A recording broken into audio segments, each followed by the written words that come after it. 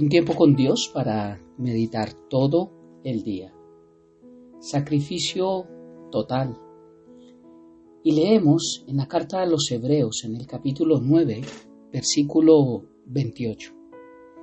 Y dice la palabra de Dios: así también Cristo fue ofrecido una sola vez para llevar los pecados de muchos, y aparecerá por segunda vez sin relación con el pecado, para salvar a los que le esperan. Sacrificio total. Un hermoso versículo que nos deja ver el sacrificio único, total y verdadero de Cristo Jesús en la cruz.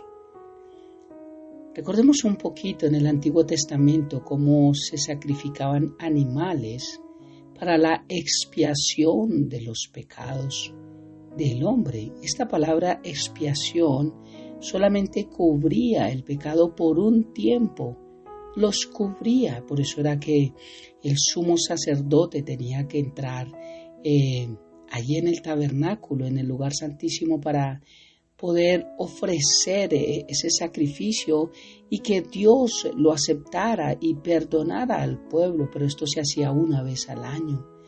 Quiere decir que ningún sacrificio fue total porque no hubo un perdón total. Anualmente se debía presentar sacrificios en el lugar santísimo por el sumo sacerdote a Dios para el perdón de los pecados del pueblo de Israel. Esto se llamaba expiación. Pero hoy en día nuestros pecados ya no son bajo expiación, ya hoy en día se habla de redención. Cristo nos redimió de la maldición del pecado. Redimir es comprar, es cambiarnos de lugar. Cristo nos compró a precio de sangre, compró esa salvación que nosotros tenemos hoy, esa vida eterna, pagó por nuestros delitos y pecados, pagó por lo que nosotros debíamos asumir. Es como el juez que paga una deuda de alguien que hizo una infracción grande y la paga, la persona queda libre.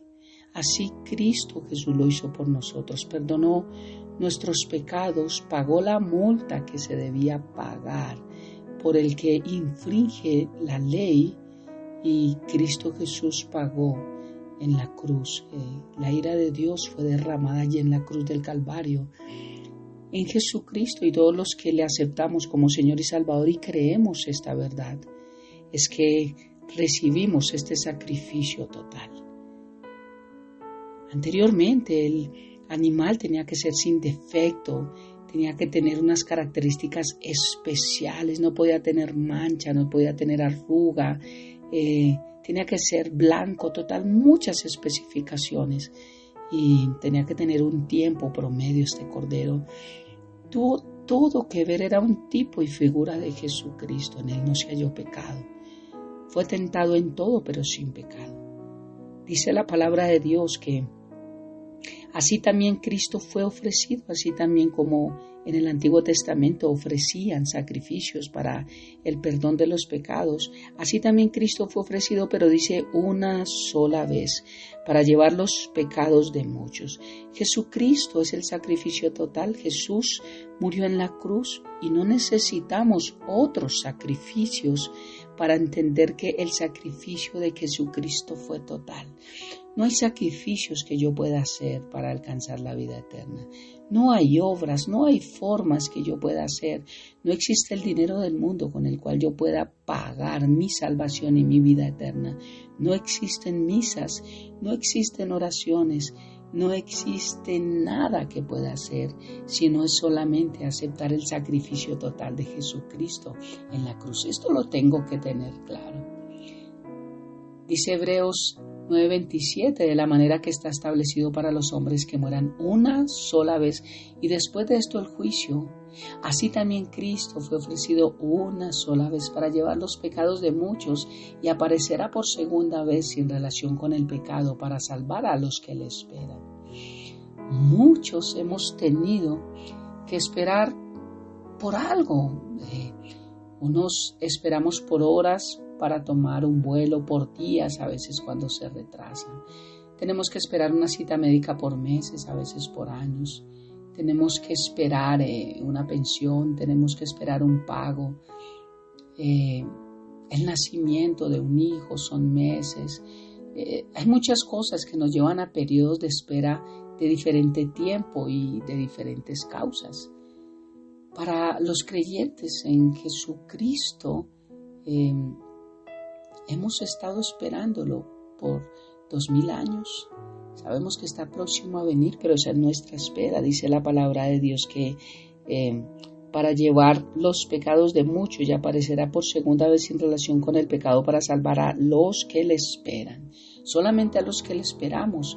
Hay algunos que no creen que Jesucristo vendrá por su iglesia para llevarla al Padre y presentarla como su esposa, ataviada sin mancha y sin arruga, con respecto a la justificación que Cristo hizo en nuestras vidas. Algunos no creen. El Señor dijo: es necesario que yo me vaya, porque me iré y prepararé moradas allí, para que cuando yo venga, los llevaré a donde yo estoy. Jesús vendrá, y eso es lo que habla la palabra de Dios acerca del rapto. Llevará a su iglesia, llevará a sus hijos, llevará a sus escogidos, no haciendo acepción de personas, sino llevando a los que hemos aceptado a Cristo Jesús con nuestro corazón, y esto es para todos los que creemos. Él dijo: en la casa de mi Padre muchas moradas hay. Voy a preparar lugar para vosotros. Prepararé el lugar y vendré otra vez y los tomaré a mí mismo, para que donde yo estoy vosotros también estéis. Juan 14, 2, 3. Esta es la promesa dada por mismo Jesús a sus discípulos, a los que le esperan. A los que le esperan. Dice que fue ofrecido una sola vez para llevar los pecados de muchos. El derramamiento de la sangre de Cristo Jesús allí en la cruz del Calvario fue necesario para el perdón de los pecados, no de todo el mundo, porque todo el mundo no cree en Dios, no acepta a Dios como Señor y Salvador, y peor aún, algunos creen en Jesús, pero creen que la forma de llegar al cielo es de otras maneras, pero menos por gracia y por el arrepentimiento de nuestros pecados. El versículo 28 nos dice que fue ofrecido para llevar el pecado de muchos, no de todos. Jesucristo murió en la cruz por los que sabía Él que le iban a aceptar como Señor y Salvador. Recuerda que Dios es omnipresente, omnisciente, todo lo sabe.